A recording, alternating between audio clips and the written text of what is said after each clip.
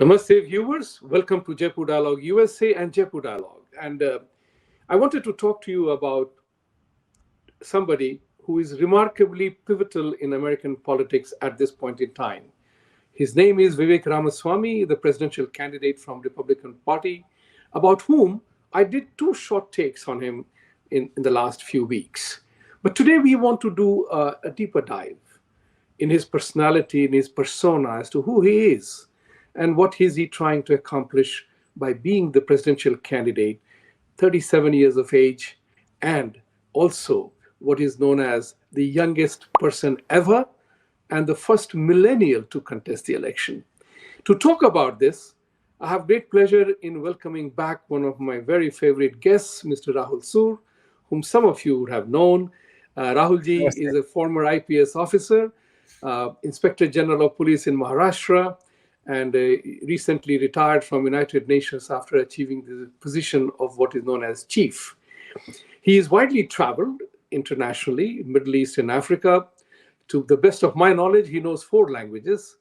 I think I know all the four languages he knows: English, Hindi, Marathi, and French. Am I right about that, sir? Yes. Thank you.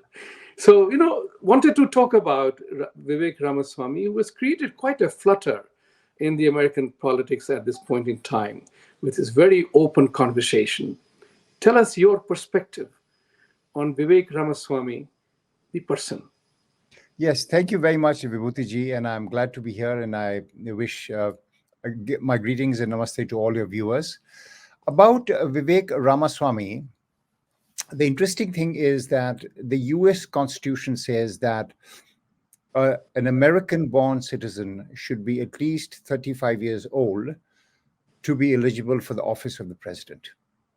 Now, Mr. Vivek Ramaswamy is more than 35 years old, but he's barely above 35 years old. He is, in fact, exactly 38 years old today. And one of the reasons why we are doing this show today is that today happens to be Vivek Ramaswamy's birthday, believe it or not. I wanted to So, say that myself, but you stole the thunder from me. Okay, go ahead. so yes, I chanced upon it when I was listening to him. And he turns 38 today. So I wish him very happy birthday from my side, from my family, and I'm sure the Jaipur Dialogues family also will join in this emotion.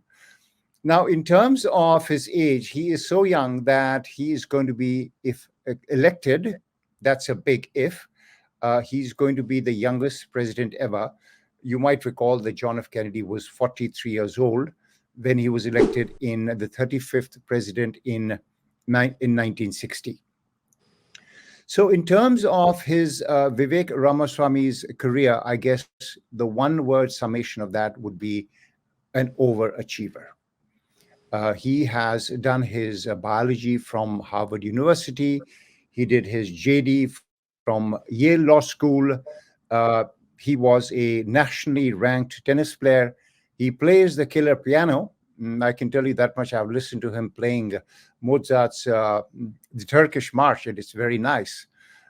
He went on to found a company. He's not very tall, but I would say in terms of the likability factor, which is always an important thing for a politician, because people react instinctively to a politician. Do I like him or not? And at least my personal opinion is that he has a very likable demeanor. He has a perfect set of white teeth, which is going to, I suppose, meet with approval of any dentist, and a very nice smile. He is married. His wife's name is Apurva. They have two children. One is Karthik, and the other one is just, I believe, turned 5. He's worth $630 million and is a New York Times bestseller writer. So he's, of course, the first millennial and the first Republican to enter the race for the US president. So that's a thumbnail sketch. I don't want to go too much into details because they're all available, but that's a thumbnail sketch of the man who is now running to be the president of the United States. That's, Vivek has introduced himself as such, and you could not have done better than that. So it is very, very, keen observation of his family and everything else. The issue that is very important from my point of view is Yes, likability is a very important thing in American politics. Very, very big likability factor. They talk about that. He has so far endeared himself very well to the social media, and his reach in qualifying for the debate. He's broke the entire requirement of number of voters and individual donors, and he's right now smack close to second, almost, and clear third over Mike Pence and other celebrated Republicans who are in the race. However, there is one thing very important, and I want to touch upon that, is the thing called experience. That's very important to touch upon the experience part, that people will say he doesn't have experience. Now, we know as a background, Biden has huge experience. But look where American economy and social life is at this point in time, in the manner that it is. But what I learned from all the description you gave, he is an overachiever and a fantastic learner. And that's what is important. Nobody begins his life as a CEO. Everybody learns to be a CEO in the role. So, how do you think he must counter the badge of inexperienced outsider, which is his call, that I'm an outsider in the election, in this whole process? So, how do you see his policy prescriptions that he has done so far matching with his depth and understanding of the American issues? Yes, so I think both these points which you raised are very pertinent, Vibhuti. First, let's look at the charge of inexperience. Yes, he is politically inexperienced, but everybody starts out with no experience at one time or the other.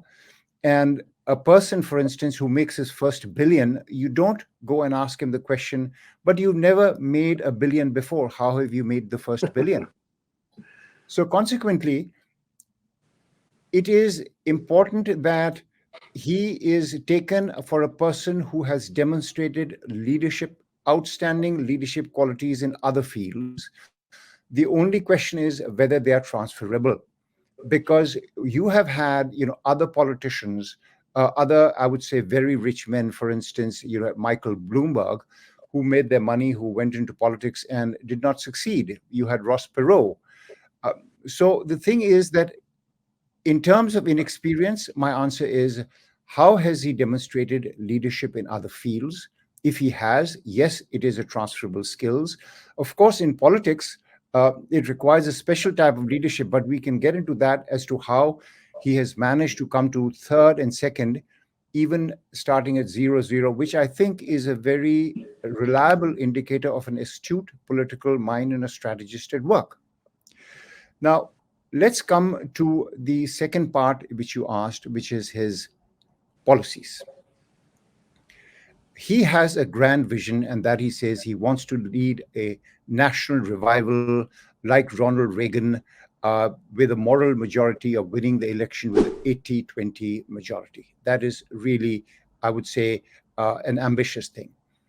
In addition to that, he says that I am leading to for a national revival, and he severely criticized conservatives for sitting on the side and allowing the left to take the initiative. Now, what is distinguished about his message? Let's talk about his message first. Is that it's not only America first, and he wants to take it forward, more forward from Trump, but he has come forward with a diagnosis of the country. He's like a doctor. Now, this is not something which I have seen in any other politicians, let alone the Republicans. And what he essentially says is that America is lost, that we are undergoing an identity crisis, that people are turning to secular religions because there is a, in his fantastic phrase, there is a God sized hole in our hearts.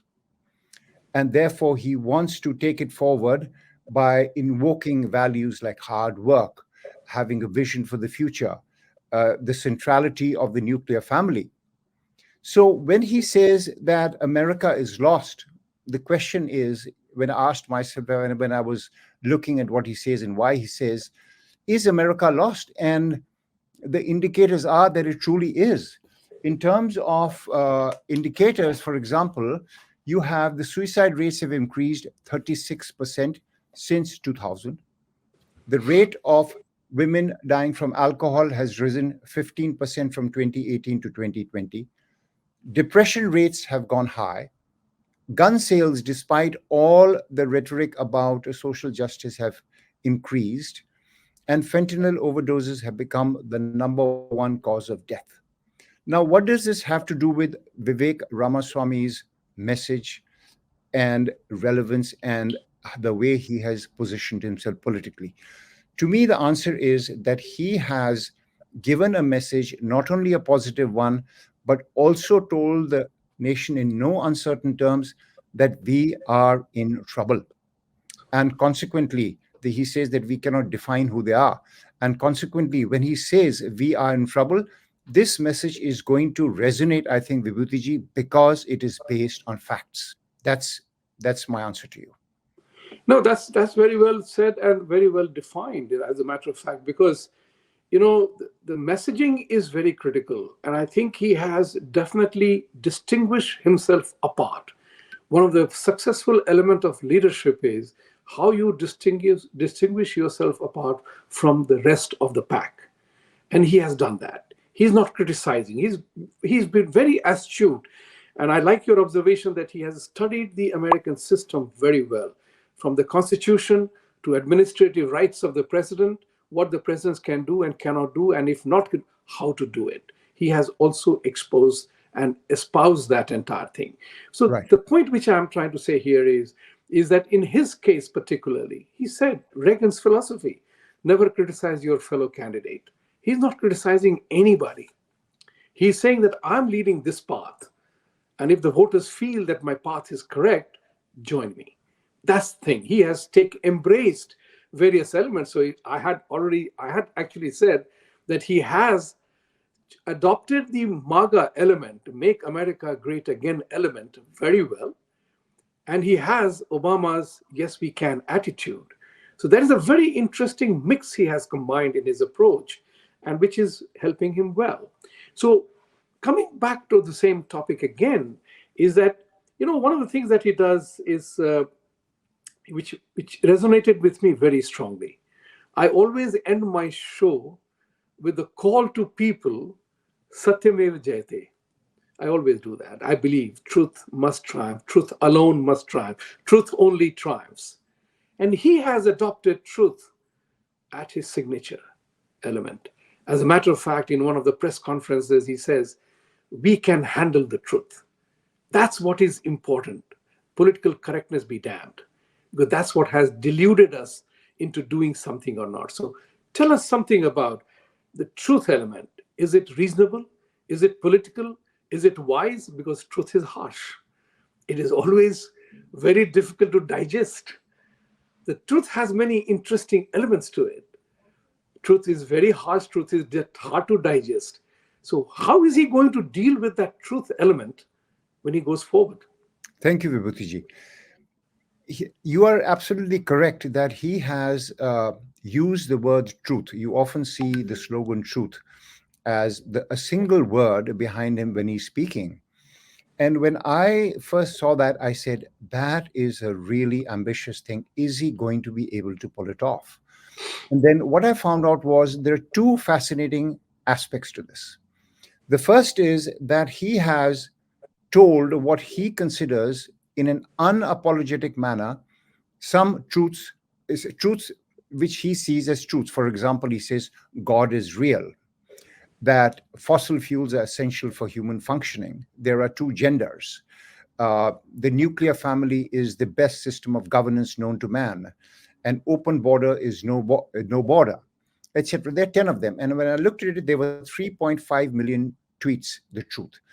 So in one sense, when he uses the word truth, he is conveying his convictions in a very unapologetic manner to the viewers, to the voters, as to what he stands for. Take it or leave it. But that's not all.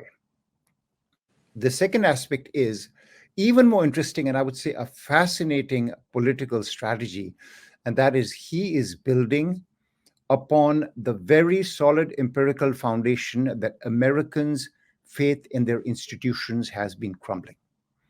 and that this has been recorded, that the trust in the three institutions, the judiciary, the legislative, and the executive, is now at its lowest position since 1979. So, how has he used it?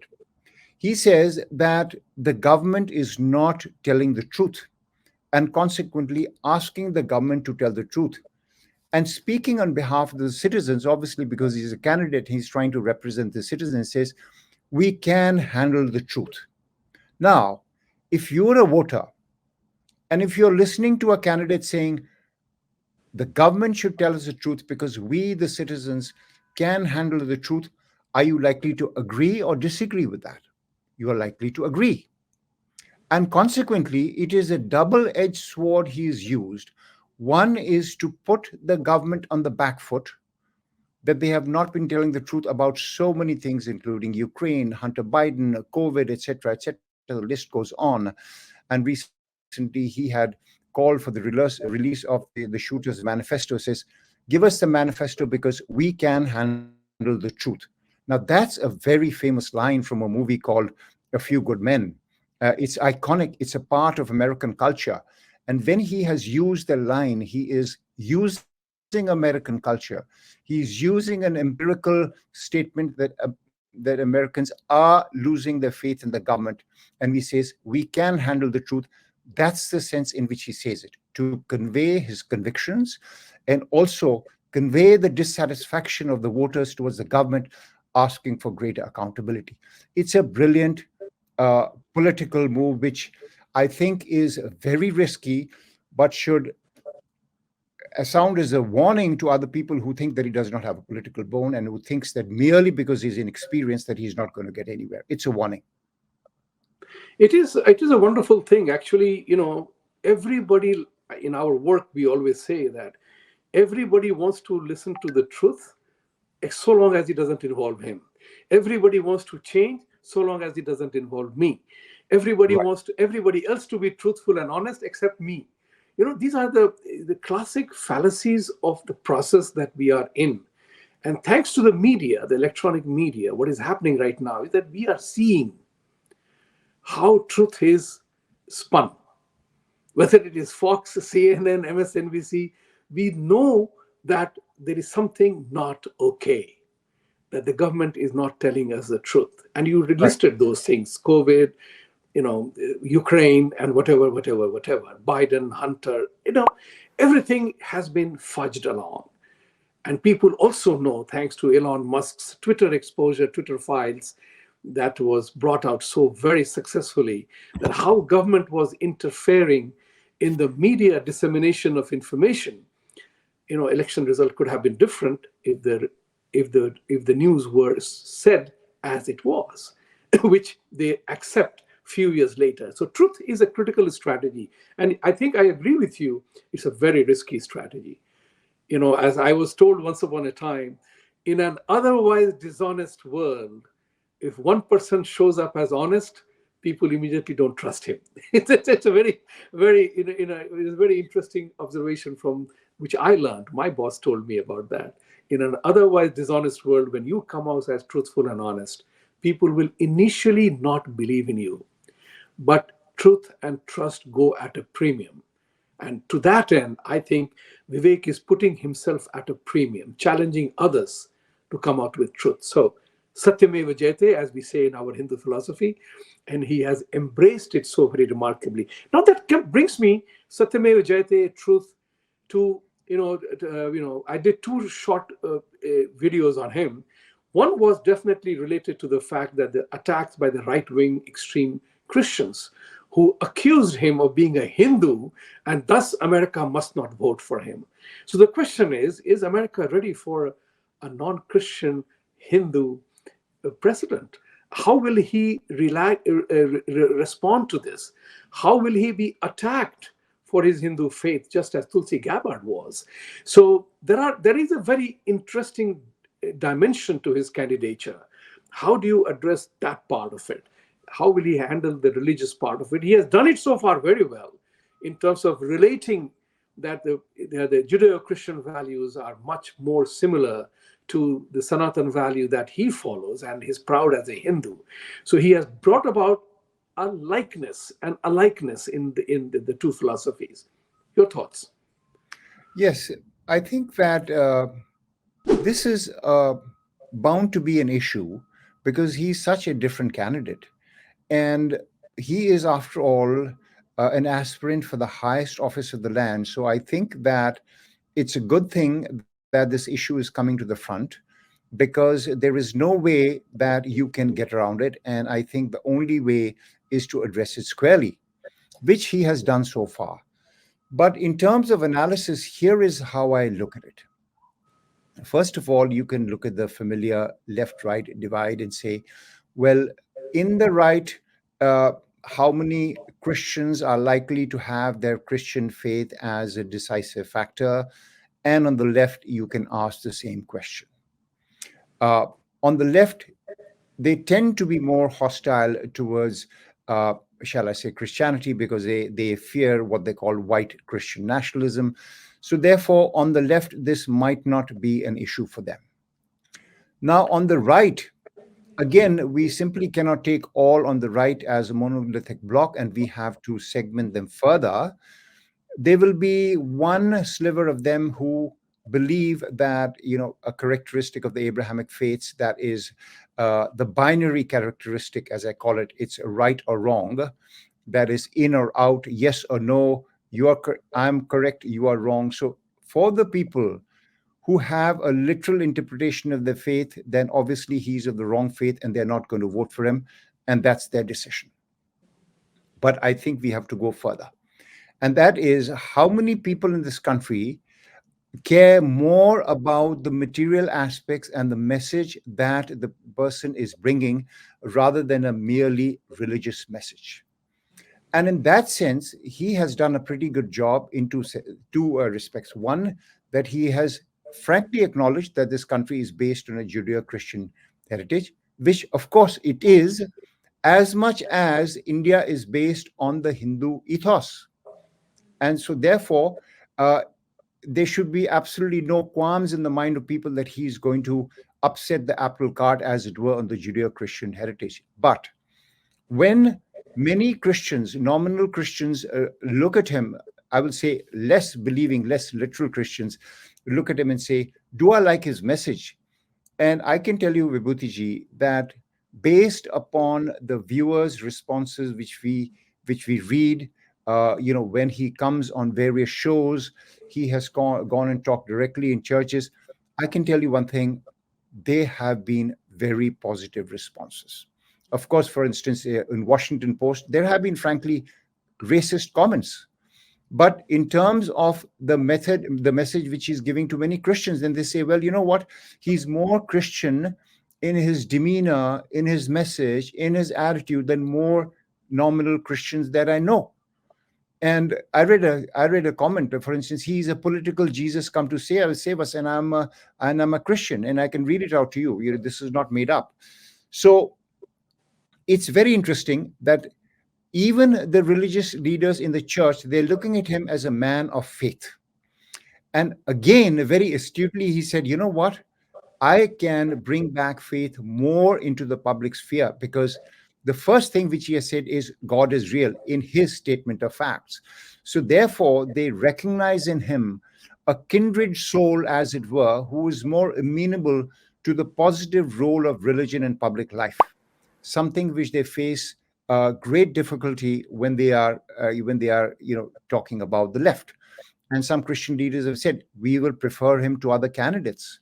So in that sense, I would say that it is going to be an issue marginally, and certainly they'll look upon him as a newcomer, as something not representative of the American mainstream. But I can tell you one thing: listening to him, you cannot have a more American candidate than this man, completely steeped in American history, idealism, constitutionalism, literature, heroes. He has it far more than 95% of the Americans, I can say that. So, in terms of his Hindu faith, yes, bring it on. I think he's going to handle it perfectly. I think there are going to be Hindu phobic attacks, but I think ultimately he is going to sink or swim on the merits of his message. That's my answer.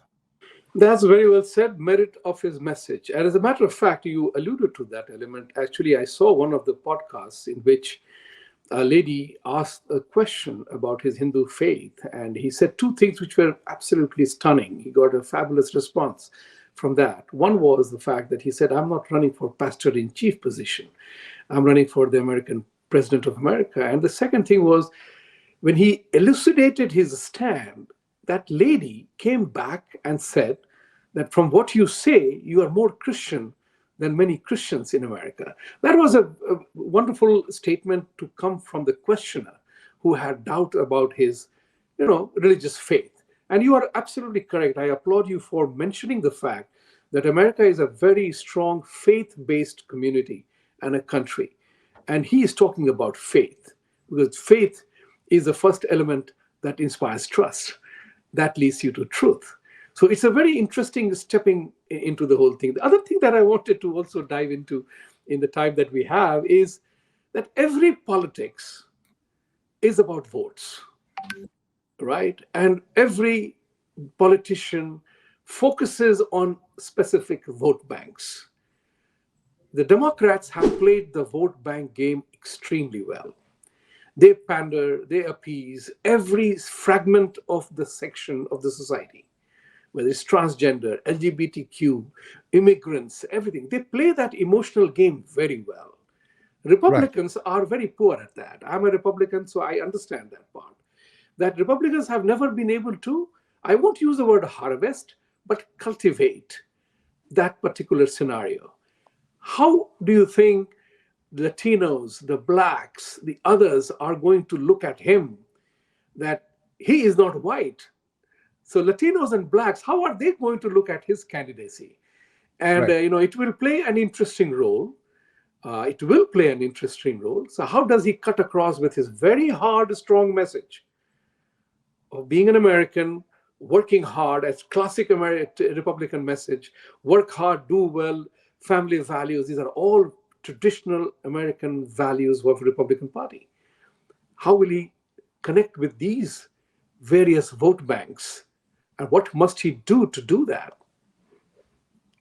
Yes, Vibhuti, you're absolutely right that in terms of crucial vote banks, now let's look at one of the most crucial vote banks for the Democrats, that is Black Americans. Now, what is his message to Black Americans is a very interesting thing, because he has, first of all, he's gone to the south side of Chicago, and he has gone to places. He says, we haven't really told them what our intentions are. And his analysis is that the conditions of the Black society are because of the epidemic of fatherlessness. Now, this is a very bold and, again, a risky statement. The reason is that it is not only a sensitive one, but just to go back a little briefly into history, there was a senator, Senator Daniel Patrick Moynihan. He was the ambassador to India. And I think in around 1960s, he had authored a book about the condition of blacks in America, and he had squarely pointed to the epidemic of fatherlessness at that time as the factor responsible for the condition.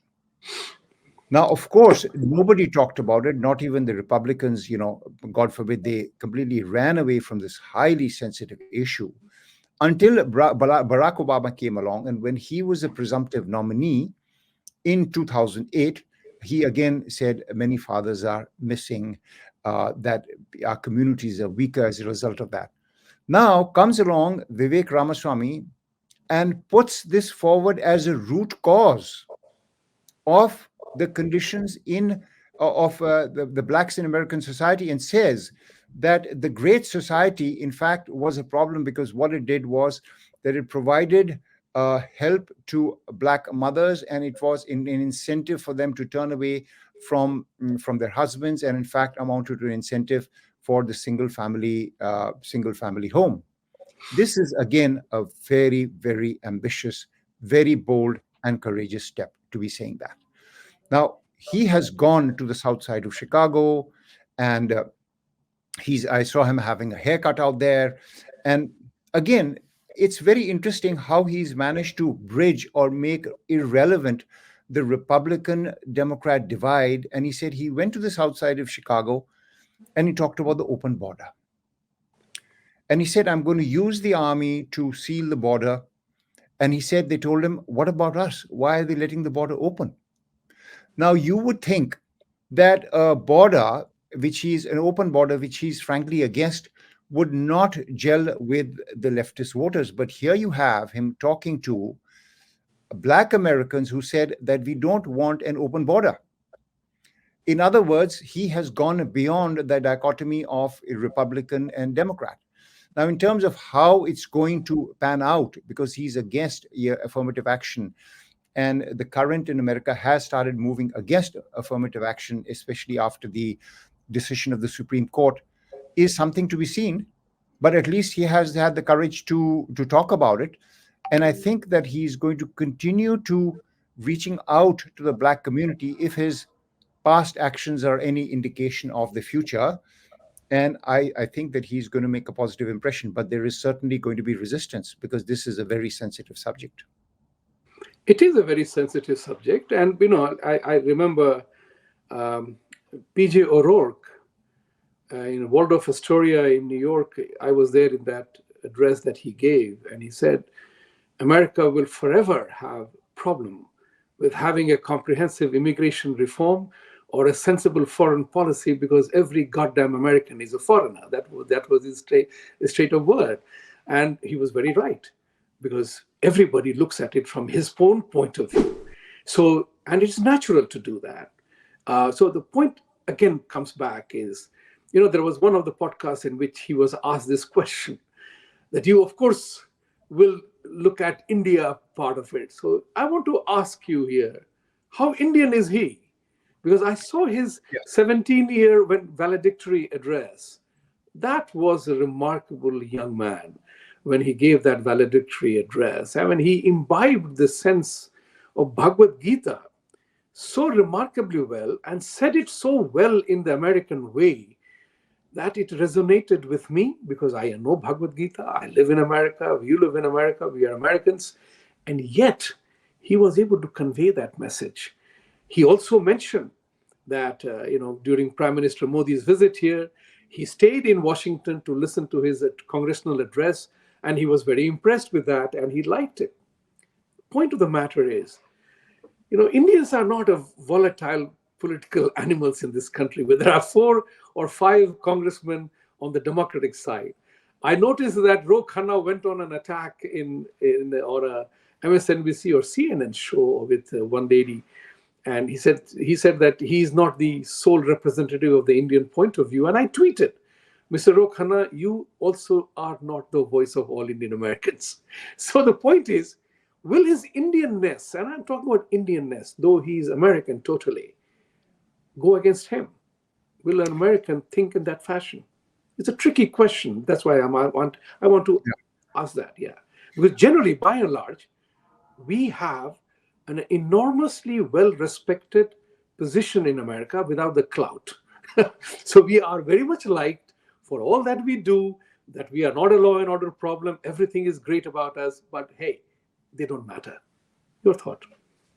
So, in terms of Hindusness, when I was listening to him, I could make out 3 or 4 clear elements coming out of that, which he has expressed in clear American terms, which can be very valid foundations for effective public policy, right?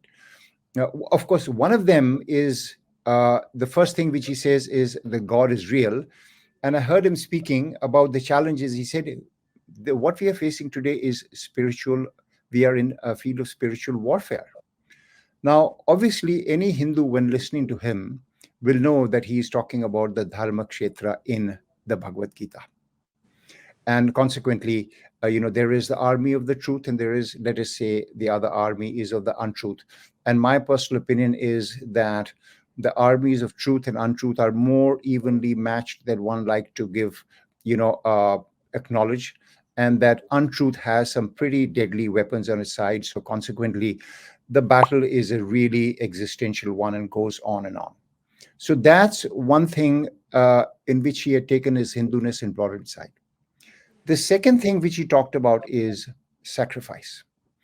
Now, he is also trying to get across in his political message that Americans will have to sacrifice but they must know what they have to sacrifice for.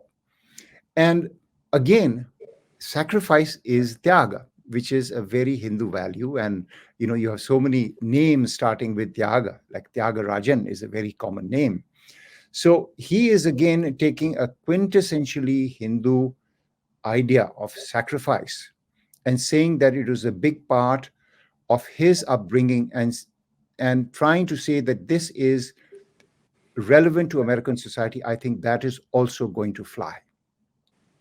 The third thing is he's talked about duty, civic duty. Again, what is it linked to? It is linked to dharma.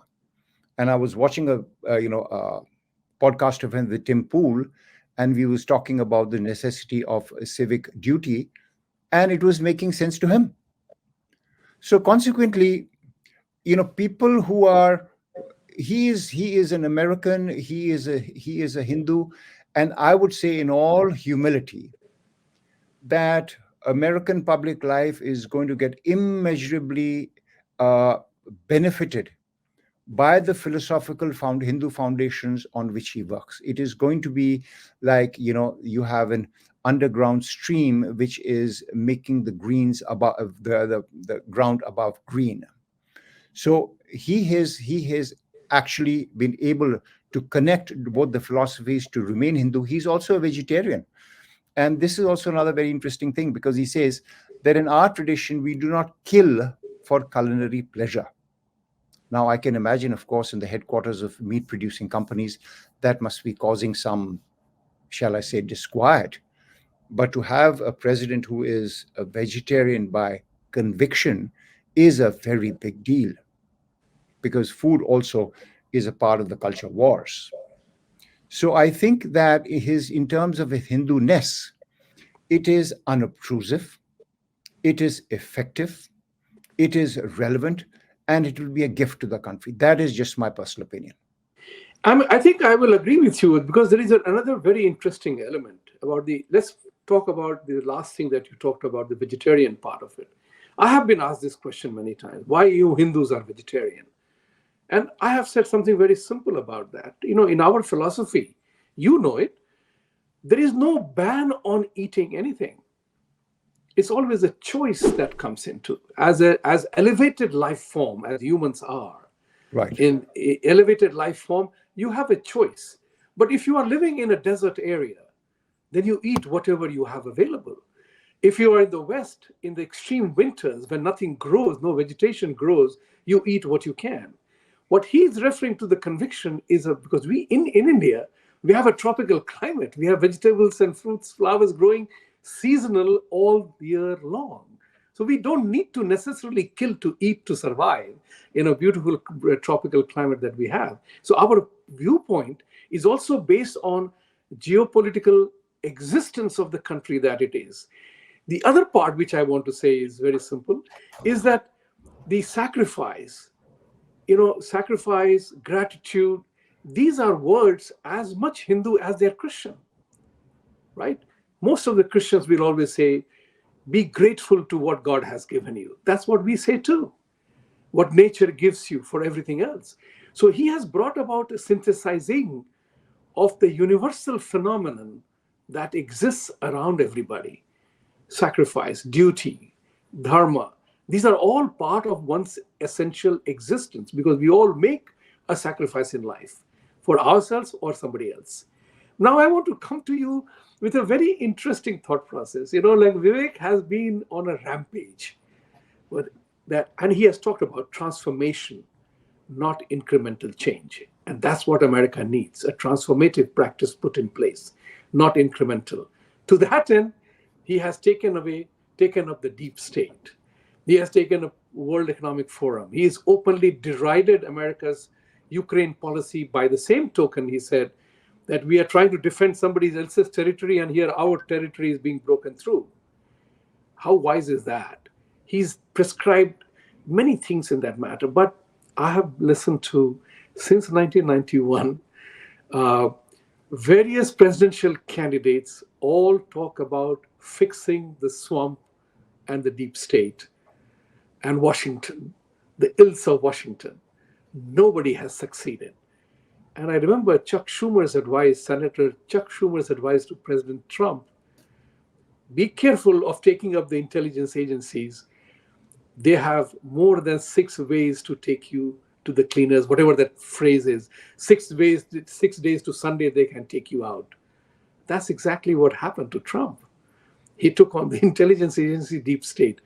How do you think this young man of 38 will be able to succeed in doing so?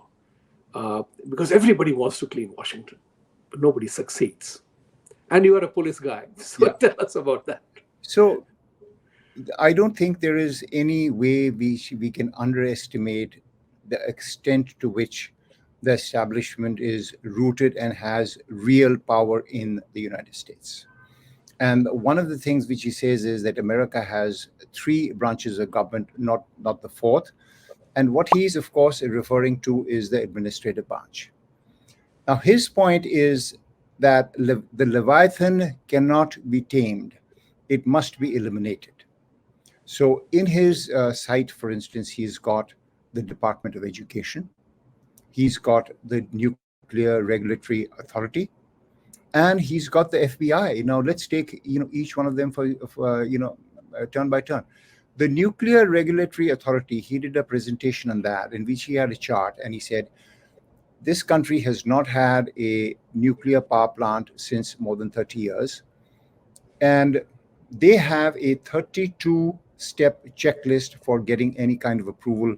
And by the time you're approaching the end of the checklist, the technology is outdated and China has gone ahead. So this is something which we are just going to do away with it. With the FBI, he's equally clear. He's castigated it for uh, invading people's privacy. He also has harkened back to the fact at the time when the FBI was used against Martin Luther King, and believes that it has been politicized, and also about the Department of Education, which is very interesting because what he says is that out of the $83 billion, which can be saved by abolishing, you can have 3 armed guards in every school to guard against school shooting, which is going to, of course, be an important issue of, shall I say, comfort to parents. In this case, obviously, the question is, does he have the authority to do so? And he has come out with a specific answer, which I researched and found that he was correct.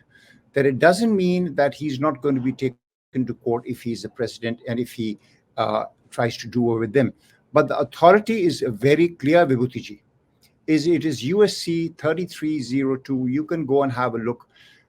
All the only references there are in that are to the president because the executive branch reports to the president. And Trump is considering doing something like that, that is to get rid of them. But he is the first person who has said, I'm going to get rid of them. And here is why I can get rid of them, because I know the American Constitution very well. So people are going to be dealing with a very informed adversarial president in case he makes it to power. He has also decided to appoint outsiders instead of just insiders. So this is a gigantic battle, and as I said, between the truth and the untruth, you cannot underestimate the firepower of the administrative state. But he has laid out a vision, which is a radical vision, and how he's going to do it. And he has also told the people the legal authority which he has. The rest, only the future will tell. Rest only the future will tell. Indeed, future is important. And as the saying goes, we say in our work all the time, you decide the future, you make the future. And he has taken the steps towards transforming America in that sense. But there is another area that concerns me. And that concern is related to the fact that how the mainstream media, the digital media, the social media, the television media, will he get any coverage? Because And I'll put it in this sense that he is on Twitter X Space, now earlier known as Twitter Space. He came with Elon Musk. He has been everywhere in the media because he acknowledges that he is not the puppet or the favorite of the packs, that big monies are not coming to him. So he knows the opposition very well. And he has also declared that he's not going to buckle under his principles will not be sacrificed for the principles that he stands. The interesting element here is, how will the media cover him? How will he gain traction? If the people don't know you, they don't know you. We are living in a very, very interesting time. Truth, media doesn't tell you. You know that, and we all know that. And that's what people are fed up of when they get to know, because you are no longer looking at CNN for the information anymore. There are so many alternate media's information sources nowadays. How must he handle that? Yes, so in terms of media, of course, as you know, the trust in mainstream media in America has declined precipitously. But at the same time, it is striking that none of the mainstream newspapers have carried an article on why the trust in the mainstream media has declined. And to me, Yes. if I was in one of the editors, I would certainly say, yes, we need to do a story in why people are not trusting us. But I don't think the mainstream media accounts has a very high quotient of self-introspection, but let that pass for a moment. Let's consider your question. What are the mainstream media going to do? Now, they have a very big problem on their hands because with Trump, what happened was that they gave him a platform in 2016, and to their horror and surprise, he got elected. Then, after that, they decided that we are not going to let Trump come on to us. We are going to endlessly badmouth him, but we are never going to let him appear on our platform because heaven forbid that the people might draw their own conclusions. Now, this problem, it does not afflict Vivek because they will have no alternative but to call him because he is well spoken, not brash. He does not do quote unquote mean tweets. And he has shown a readiness to go right into the field of hostile fire.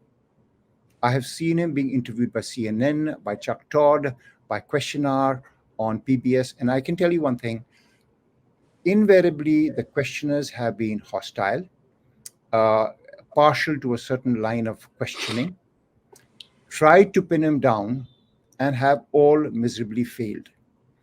And at the end of the encounter, you can see a look of grudging respect in their face. Don Lemon, who was ousted after an encounter with him, uh, because he had a principled discussion with him on gun rights for blacks and the infamous Dred Scott decision of the Supreme Court, clearly lost out in that encounter. The same thing happened with Chuck Todd and also on NPR. At the end of these encounters, I saw all of these interviewers have a look of grudging respect and said, this is a man we have come across. We cannot trifle with him. Now, at the same time, when that happens, people are going to form their own impression. And looking at the kinds of reactions to him, to his appearances in CNN, I can tell you one thing. You will see reactions which are not associated with a political candidate at all. For instance, I'm an 81-year-old man. I voted twice for Trump. I'm going to vote for Vivek. I stopped my car to listen to this guy. He's the kind of man who've been voting for. I'm a New York Democrat and I'll vote for him in a New York minute. I have got a collection of the quotes, and I can tell you one thing, that because I was doing evaluation of large bodies for a living in the United Nations in peacekeeping, these kinds of indicators are not being picked out by the surveys. And my personal feeling is that his support when he appears on mainstream media is going to steadily increase, if not increase exponentially. Again, I could be wrong, but this is what I feel. So mainstream media has a big problem on its hands. There is also the issue that a debate is coming up, the first Republican debate. And in that sense, one thing Vivek does not lack is confidence. And he says, President Trump and the other debaters, other candidates are not going to be relishing the prospect of being on the stage with me. How's that? How's that for confidence? I mean, how's that for confidence? And after Don Lemon got kicked out and he was being interviewed, he said, "I'm glad I was able to squeeze the last drop of lemonade from the lemon." So he has a very a smart tongue which can really devastate people. Like, for instance, Ron DeSantis, he's a super PAC puppet, and he says, "I'm not going to play. Uh, uh, I'm not going to compromise on my principle." He spent $15 million of his own money. Now, of course, the question is, let's see how he progresses. And what I'm saying, all this is based upon what he has done and not based upon what he's going to do. So essentially, the condition is that the mainstream media is going to have a very big problem because they will have no alternative to put him on their platforms, thereby giving viewers an opportunity to form opinions for themselves and hence moving the electoral needle decisively in his favor. That's I hope so, because the media is also very smart. They know how to outplay, but his advantage here is he doesn't carry any baggage.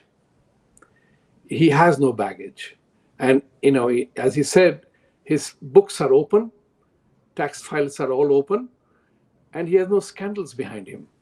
So, as a famous movie, Tommy Lee Jones always says, "Get to know the teacher, the entire past of it." So I am 100% sure that his opponents will be doing their opposition research in him, and he will come out with flying colors. But there is another element to that.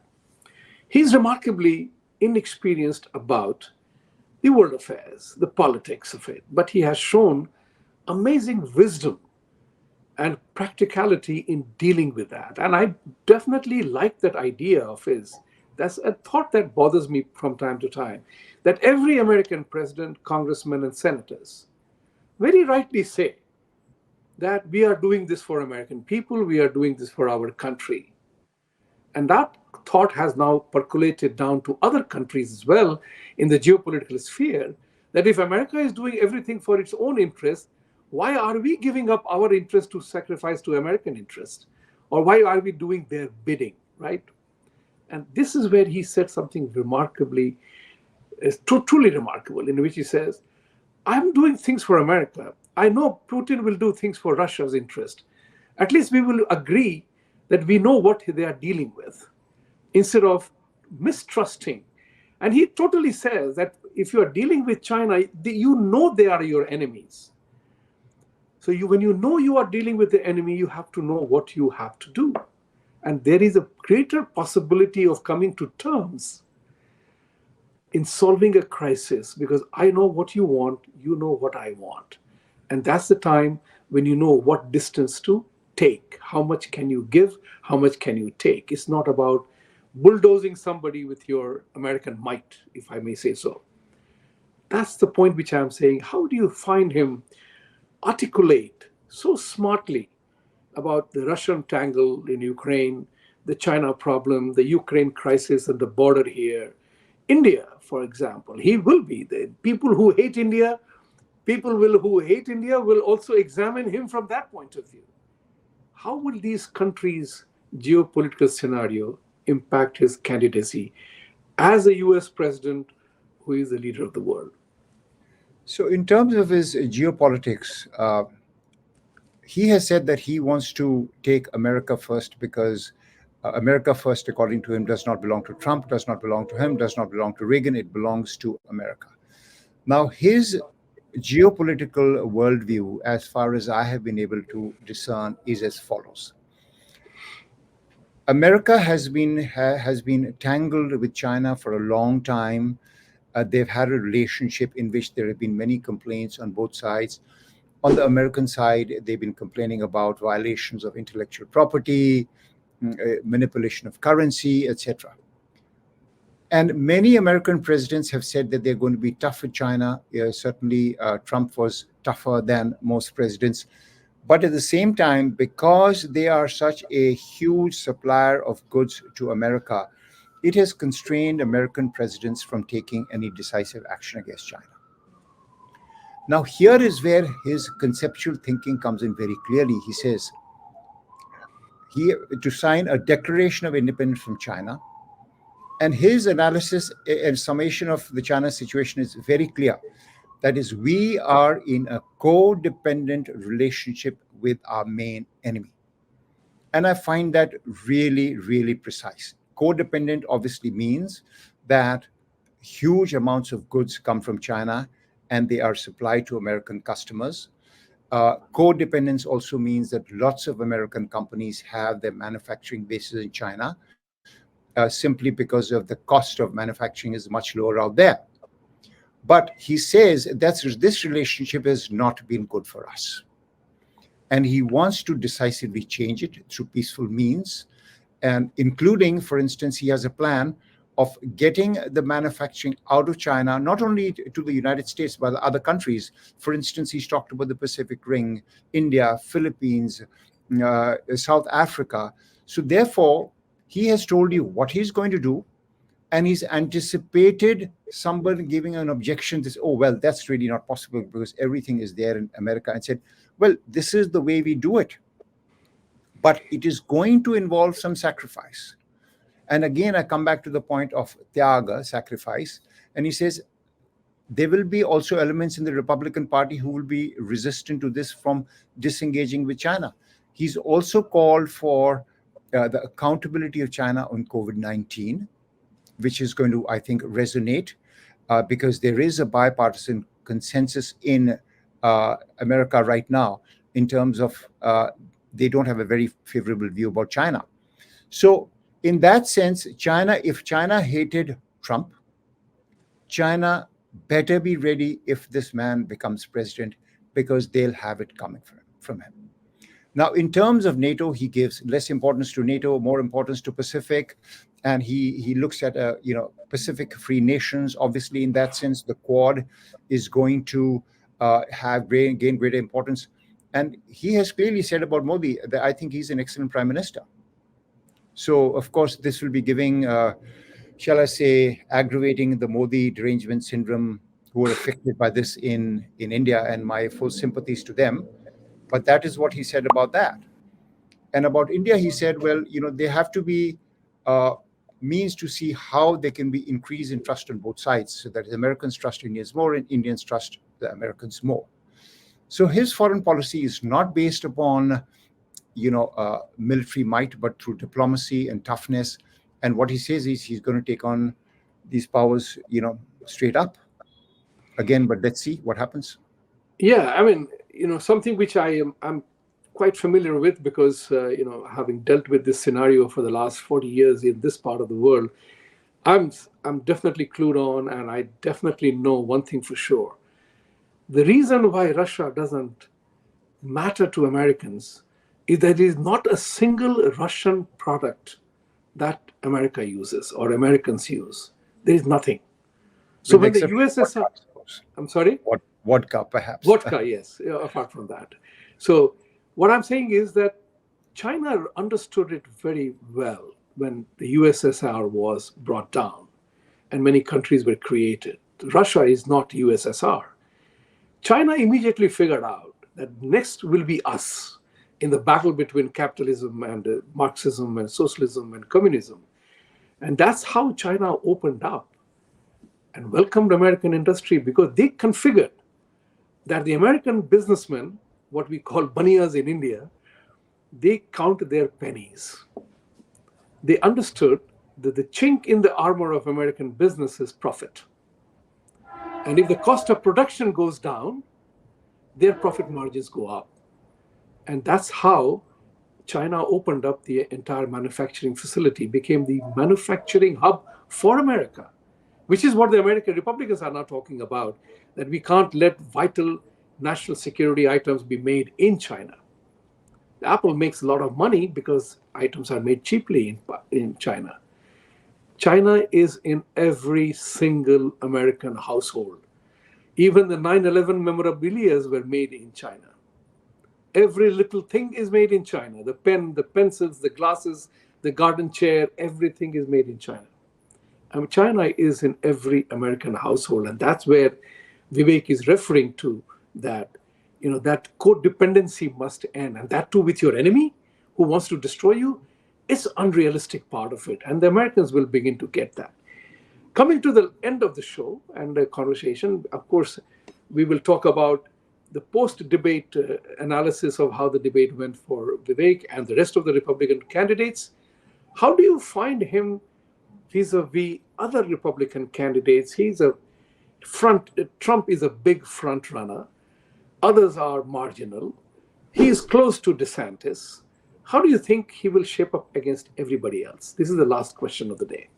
Right. So, in terms of his relative placing right now, he is third, and I won't consider the candidates behind him because they're irrelevant right now, depending upon the relative classifications might change, but we can revisit this issue.